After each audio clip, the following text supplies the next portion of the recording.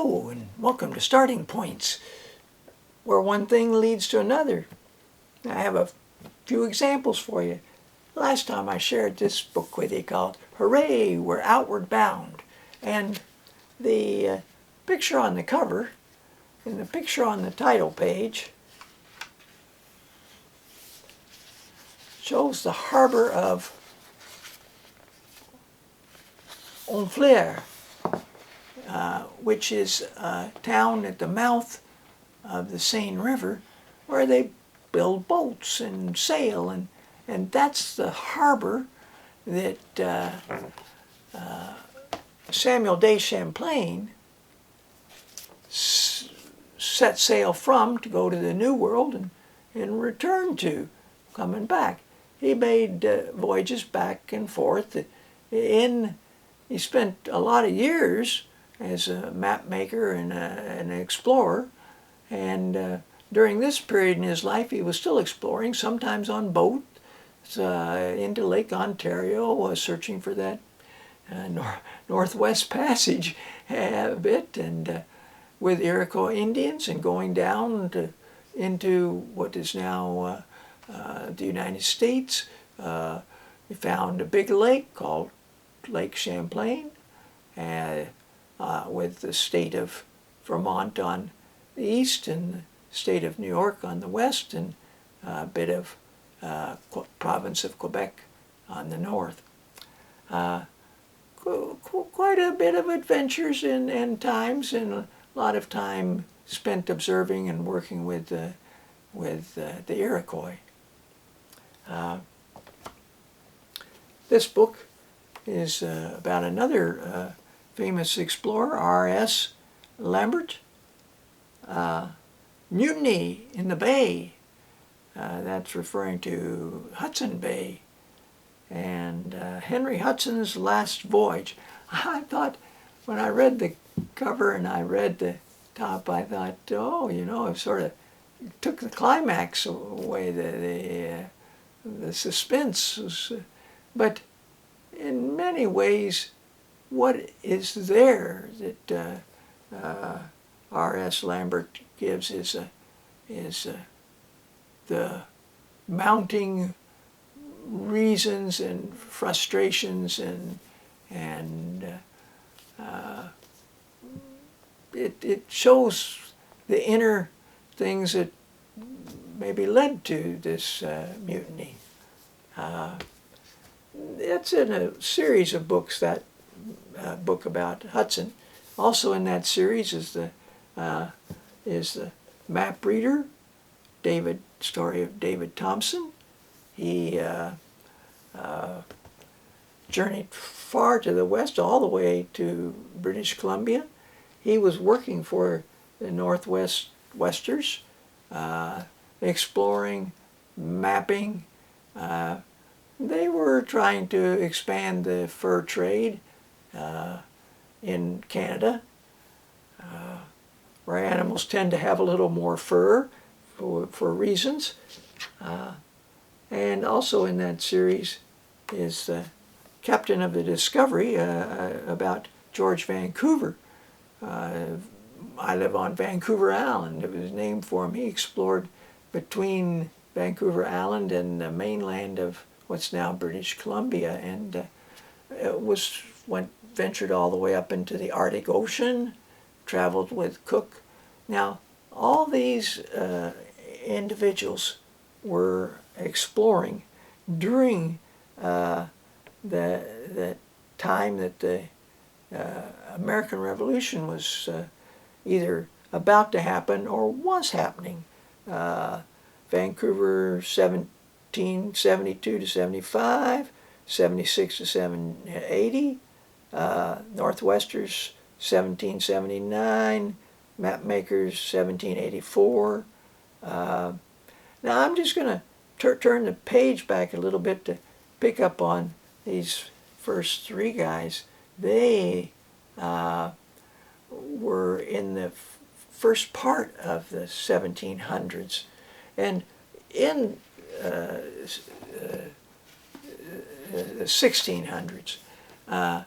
And born in 1609 was Rembrandt, and someone in college interested in art or in Dutch or in that period of time, or an adult, I think would really find this book about the life of Rembrandt by Heinrich Willem von Loon and Van Loon, and of interest. It's a beautifully written biography.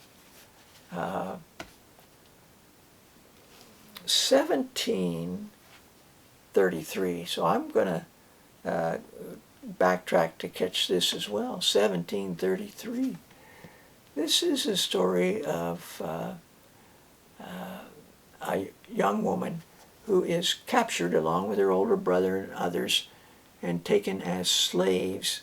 And they are taken to a colony that was called Al St. John.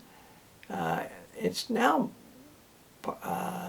part of the U.S. Virgin Islands, St. Croix, and it tells about what life was like, how they were treated, and what happened. I found that was another one of Scott Odell's that I can highly recommend.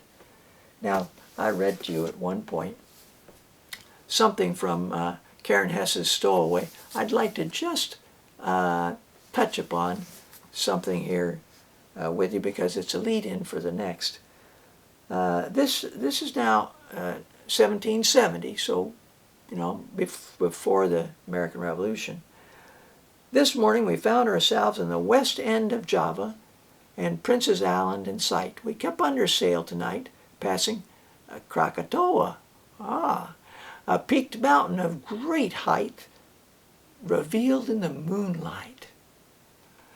And the next day, Tuesday, took what light wind we could find, and spotting 2 Dutch ships, came to anchor nearby.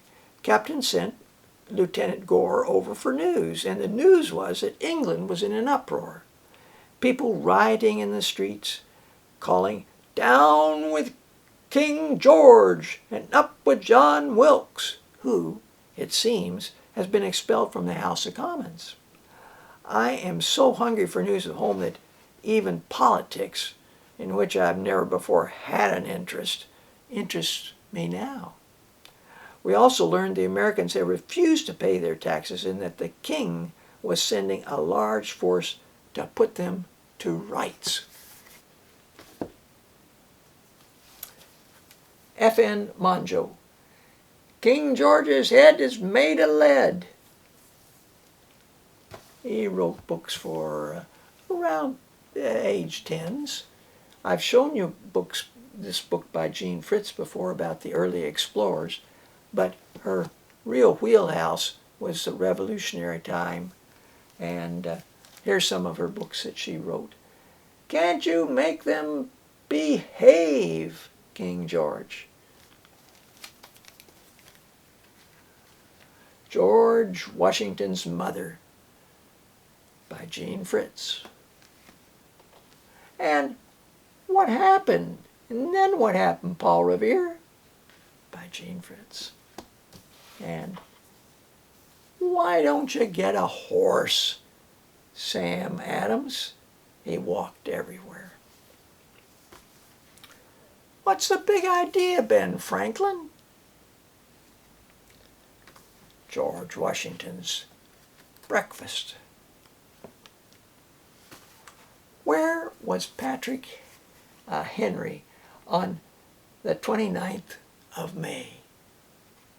She asked a lot of questions. Shh. We're writing the Constitution. Will you sign here, John Hancock?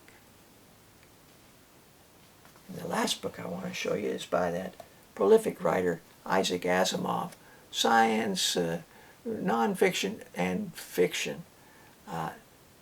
This one is titled The Kite That Won the Revolution. The Kite that won the Revolution. Puts a whole new twist on how the Revolution was won. And I think if you were to read this book, it would be an eye-opener. And if you combine it with Gene Fritz's book on Ben Franklin, you'd have a pretty good feel of that man and what he accomplished and the influence that he had. Well, thanks for joining me. Until next time, bye for now.